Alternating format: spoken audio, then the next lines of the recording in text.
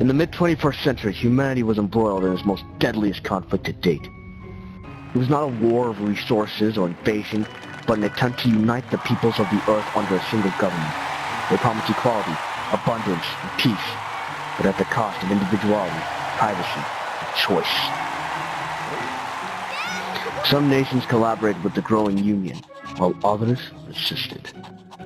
Europe was fractured and leaderless, proving an easy target.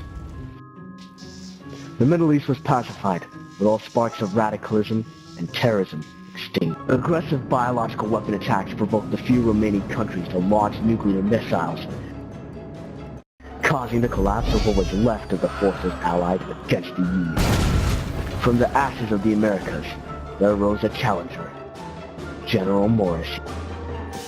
He rebuilt the United States from the squabbling rivals of his cities and turning it into a fascist, military-industrial dictatorship.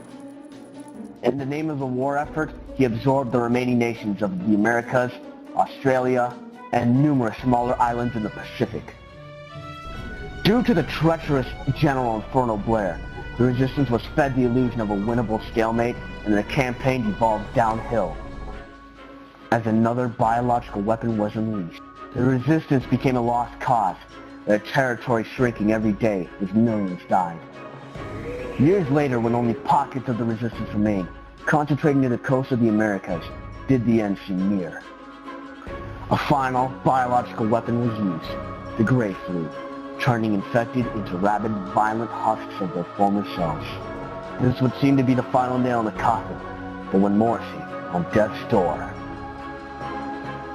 used the infected's bloodthirsty frenzy against the soldiers of the Union, his plan worked, and he began to retake the world. However, he had inadvertently spread the plague throughout the globe, and was soon fighting both the Union and the infected. And finally, the world went dark.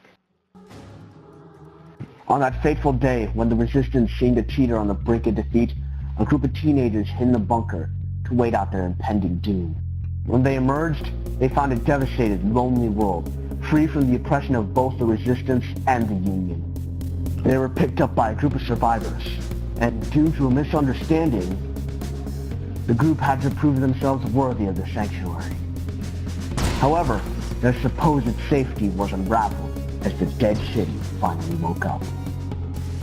People showed their true colors as this last remaining colony of humanity tried to escape to the mountains nearby.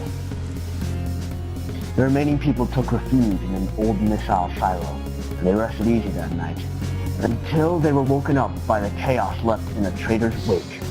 One last time, the teenagers were sent out and confronted the traitor, who had been planning to bomb the temporary refuge in the hopes of attaining the attention of his masters. Stopping him, they proved that they were worthy of protection and took on the mantle of the leadership among the remnants, leading them to the nearby ruins of Morrissey's headquarters, Fort Hardin. And now, our story resumes.